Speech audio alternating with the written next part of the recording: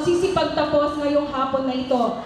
Kaya mga kasama, mga trainees, palakpakan po natin ang ating kagalang-galang na Congressman Rollo S. Goles sa kanya pong inspirational message.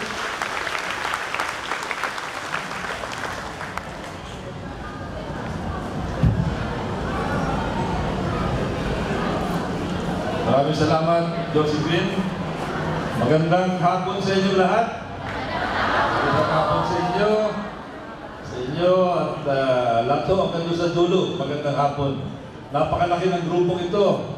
Hanggang sa dulo mahirap nang makita. Kaya congratulate ko ang inyong pamunuan dito sa Parañaque Livelihood Resources Management Office sa pamumuno ni Madam Doris Marquez. Isang nakagandang kaibigan mula po sa Barangay San Dionisio, ang kanyang butihing asawa, si Ate.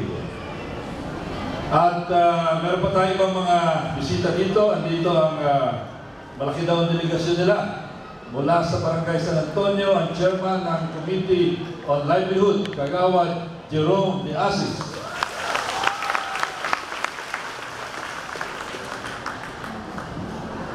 At andito din po ang kinatawan ng TESDA. Siya ang namahala ng Alternative Learning System. TESDA, si Miss Cecile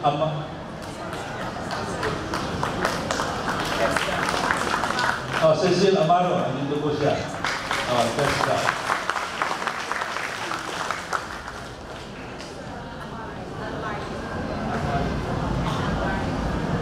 Rowena Almaro. Opo. Sensya na po, medyo magulo itong sinulat. Excited yata sa dami ng mga nag-a-attend dito.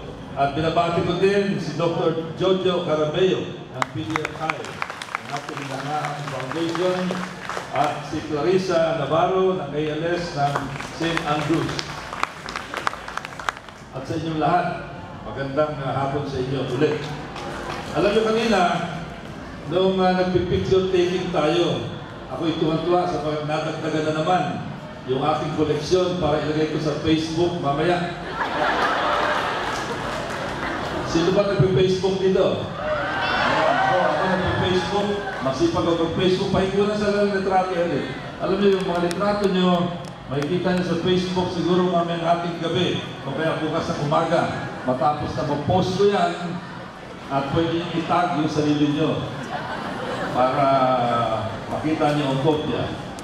At hindi lang yan, binibidyo din. Kaya habang ako nagsasalita, itong aking talumpati, at hindi ako binibidyo kundi kayo, sapagkat kayo ang mas importante. Para pag nagsasalita ako doon sa video, ilalagay natin sa YouTube.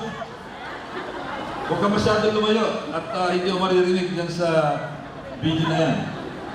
Ilalagay ko sa YouTube yung aking pagsasalita, kaya sa YouTube ilagay nila Rollo Goles, Parañaque Livelihood, lalabas na yan sa YouTube. Siguro naman lahat tayo marunong ng YouTube dito. Ewan ko kayo marunong ng YouTube. Pero marunong ka mag-YouTube. Binabati ko ang lahat ng mga taga-District 1. Andito ba ang mga taga-District 1? Parapahan natin mga taga-District 1. Tayo ngayon nasa District 1. At ako'y papasalamat sa pagkatuwing dadalaw ako sa District 1 na napakainit. Sino ba ang mga taga-District 1 dito? Ayun. Nagpapasalamat ako sa inyo sa pagkatalam nyo tuwing dadalaw ako sa District 1. Parating mainit ang pagtanggap sa akin.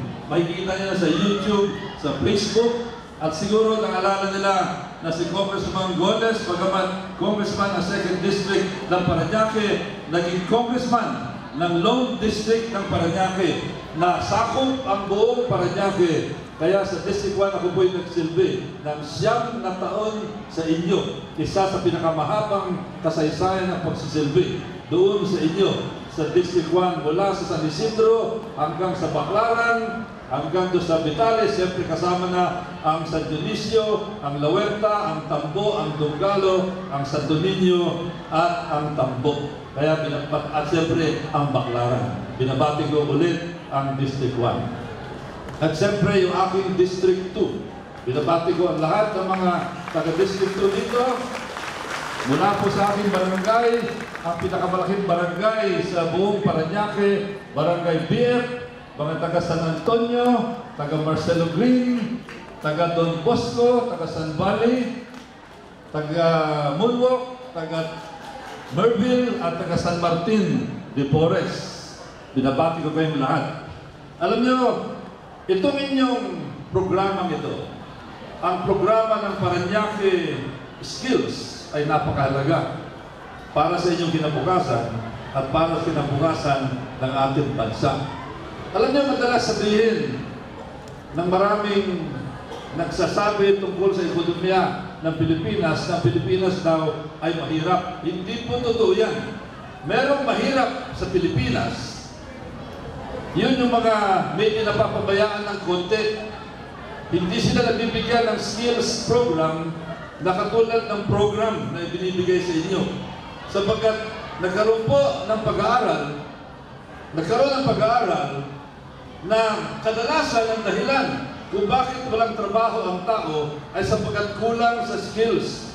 Subalit, oras na mabigyan ng skills at training ang tao, malaki ang posibilidad. Halos 100% ang tsansa. Basta siya ay matyaga lamang maghanap ng trabaho kung siya ay gusto maging empleyado o kaya kung siya ay magiging entrepreneur, negosyante. Malaki ang tsansa na siya ay magkakatrabaho at makakatulong hindi lamang sa kanyang sariling ekonomiya, kundi sa ekonomiya ng ating bansa. Kaya malakas po ang Pilipinas. Ang Pilipinas ngayon, meron din madalas sabihin, mali daw ang Pilipinas. Mali, hindi po mali ang Pilipinas. The Philippines is one of the largest countries in the world. Ang ating populasyon ay number 12 sa buong mundo. Kaya hindi po mali, out of about 200 countries.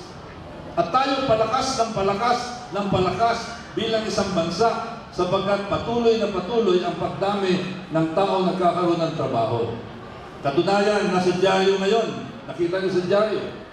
Nag-conduct ang study ng SWS na bawasan ng halos 1 milyong tao ang mga nagugutom na. Ibig sabihin, bumaba na ang level ng mga segmento ng ating populasyon na naghihirap. Ang dahilan dyan ay sapagkat nagkakaroon na ng mas mahusay na trabaho ang mga Pilipino at mga Pilipina, at ang dahilan dyan ay sa pamamagitan ng mga programang pinapatupad ng mga syudad na katulad ng Parañaque sa pamamagitan ng Parañaque Skills Program under the leadership of our Mayor, Mayor June Bernabe.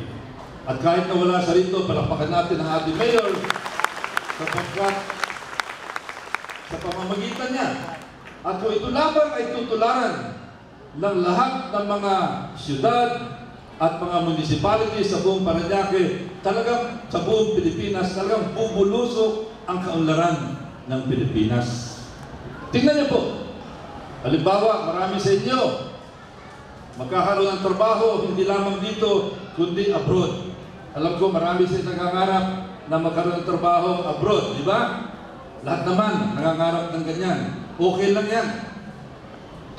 Alam niyo, ang kontribusyon ng OFW, palaki ng palaki. Yung pinakahuling tala ng ating income na kinukontribute ng OFW, at marami sa inyo magiging kasama sa hanay ng OFW pagdating ng araw, $21 billion a year.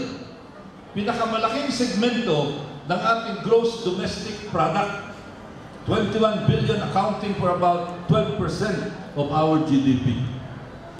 Ang iba sa inyo, dahil sa training, ay maaaring sumama din sa tinatawag na business process outsourcing. Alam ko ng ibang technical dito ay hindi natutugma sa BPO, pero alam ko, darating ngayong araw, magkakaroon kayo ng pagkakataon.